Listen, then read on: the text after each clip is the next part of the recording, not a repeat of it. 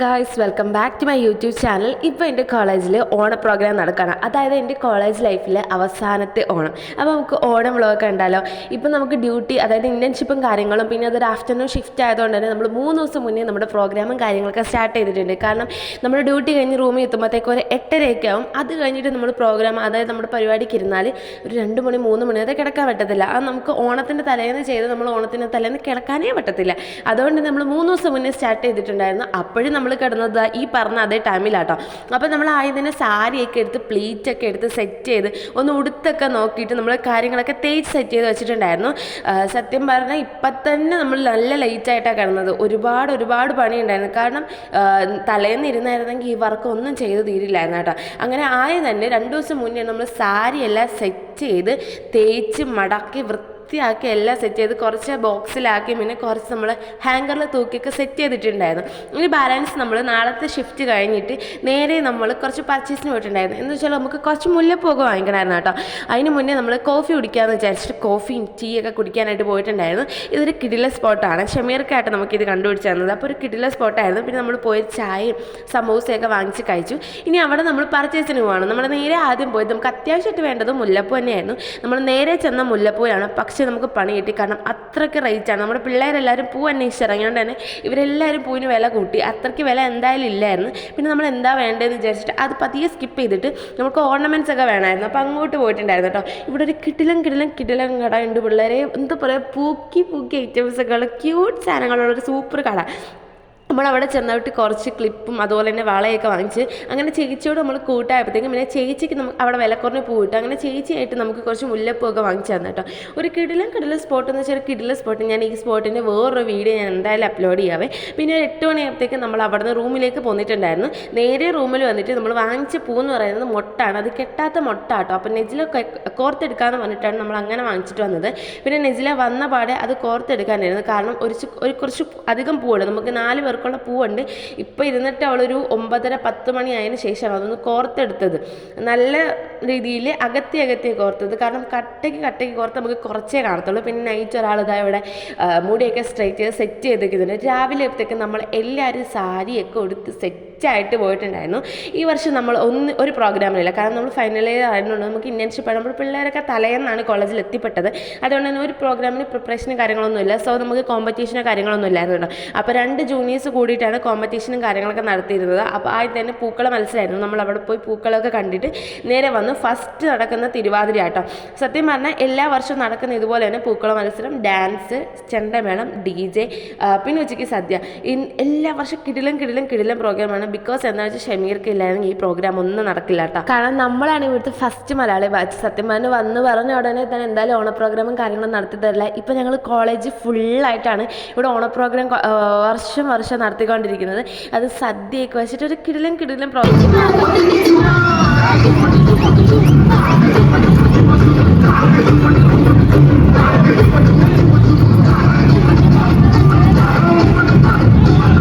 ഡാൻസും പ്രോഗ്രാമൊക്കെ കഴിഞ്ഞപ്പോഴത്തേക്ക് നമ്മൾ ഫോട്ടോ എടുക്കാൻ വേണ്ടിയിട്ട് ഇരുന്ന്. ഇതാണ് എൻ്റെ ക്ലാസ്, എൻ്റെ പറയുന്നത് ജീവൻ. സത്യം പറഞ്ഞാൽ ഒരു കിടിലം വൈബുള്ള പിള്ളേരാണ്. ഷമീർക്കാടോടെ ഒരു ഫോട്ടോ എടുപ്പ് കഴിഞ്ഞപ്പോഴത്തേക്ക് അടുത്ത ജൂനിയേഴ്സ് വന്നിരിക്കുന്ന തിരക്കും ബഹളമൊക്കെയാണ് കാണുന്നത്. ഇനിയാണ് ഇവിടെ ചെണ്ടമേളം സ്റ്റാർട്ട് ചെയ്യാൻ പോകുന്നത്. ഇനിയാണ് ഇവിടെ ഇടിവെട്ട് പരിപാടി നടക്കാൻ പോകുന്നത് കേട്ടോ. സത്യം പറഞ്ഞാൽ ഇതിൽ കൂടെ നിങ്ങൾക്ക് എങ്ങനെ കാണിച്ചു തരുമെന്ന് എനിക്കറിയില്ല. പക്ഷെ കോളേജിൽ വരണം, ഒരു അടിപൊളി ആട്ടം.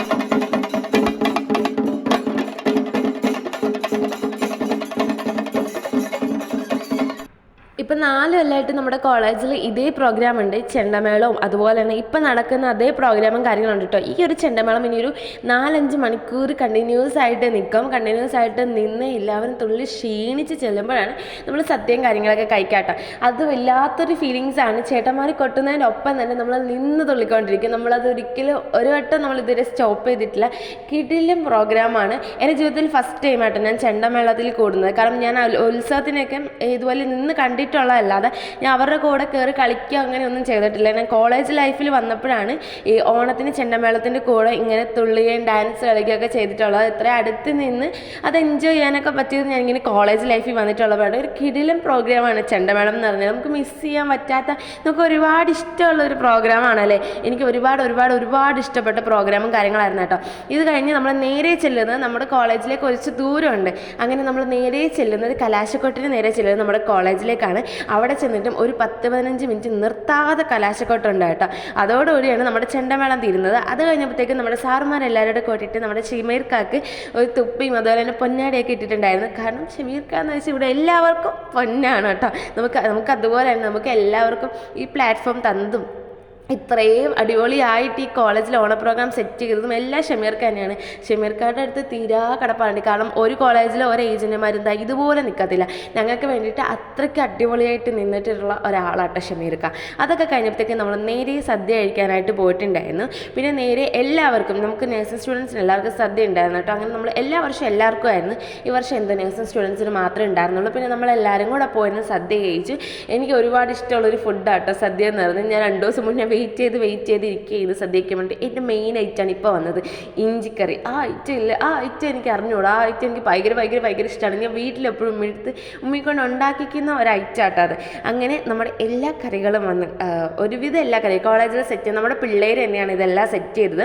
നൈറ്റ് 3-4 മണി വരെ ഇരുന്ന് പിള്ളേർ തന്നെ സെറ്റ് ചെയ്ത ഐറ്റംസാണ് ഇതെല്ലാം. അങ്ങനെ അവർ സെറ്റ് ചെയ്ത എല്ലാ ഐറ്റംസും കൂട്ടിയിട്ട് നമ്മളൊരു നല്ല ഫുഡ് അടി അടിച്ചിട്ടുണ്ടായിരുന്നു കേട്ടോ. ആദ്യം നമ്മൾ പരിപ്പും നെയ്യും കൂട്ടിയിട്ടായിരുന്നു ആദ്യത്തെ ഫുഡ് അടി വെച്ചിട്ടുണ്ടായിരുന്നത്. എനിക്ക് ഭയങ്കര ഇഷ്ടമുള്ളൊരു കറിയാണ് പരിപ്പും നെയ്യും. ഞാൻ വീട്ടിലും കൂട്ടുന്ന ഒരു ഐറ്റം കേട്ടോ. രണ്ടാമത്തെ ഐറ്റമാണ് നമ്മൾ സാമ്പാർ കൂട്ടിയിട്ട്, പിന്നെ സാമ്പാർ കൂട്ടിയിട്ടും കൂടെ ഒരു പിടി പിടിച്ചിട്ടുണ്ടായിരുന്നു. അതും നല്ല കിടിലായിരുന്നു. സാമ്പാർ പിന്നെ ഇന്ന് നമുക്കിവിടെ കിട്ടും. പിന്നെ സദ്യയുടെ കൂടെ കിട്ടുന്നത് വേറെ ടേസ്റ്റ് ആണല്ലോ. ഇനി നമ്മൾ തൈര് ജസ്റ്റ് ഒന്ന് കുടിക്കാമെന്ന് വിചാരിച്ചിട്ടോ മോര്. അങ്ങനെ അതും കുടിച്ച് അവസാനമായിട്ട് അടപ്രഥമൻ വന്നിട്ടുണ്ടായിരുന്നു.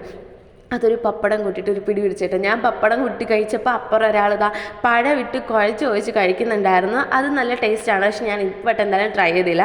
പിന്നെ നല്ല സേമിയ പായസം ഉണ്ടായിരുന്നു. പിന്നെ അതിൻ്റെ കൂടെയും പപ്പടം പൊടിച്ചിട്ടിട്ട് അതും നമ്മളൊന്ന് ഒരു പിടി പിടിച്ചിട്ടുണ്ടായിരുന്നു കേട്ടോ.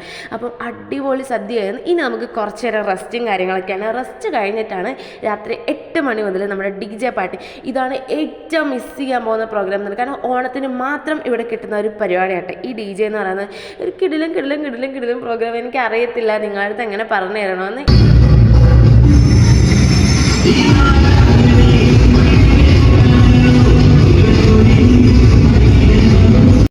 നമ്മൾ ഈ റീലിലൊക്കെ കാണത്തില്ല അടിക്കാതെ ഗേൾസിന് ഫിറ്റ് ആവാൻ പറ്റുന്നത്. അതൊക്കെ കാണണമെങ്കിൽ ഈ DJയുടെ ഇടയിലേക്ക് വരണം.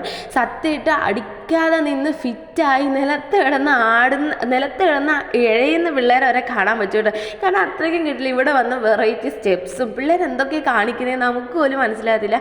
അങ്ങനെ ഒരു 11 മണിയാകുമ്പോഴത്തേക്കും നമ്മുടെ DJയും, അതായത് നമ്മുടെ കോളേജ് ലൈഫിൽ ഓണം അവസാനിച്ച നിമിഷമായിരുന്നു കേട്ടോ.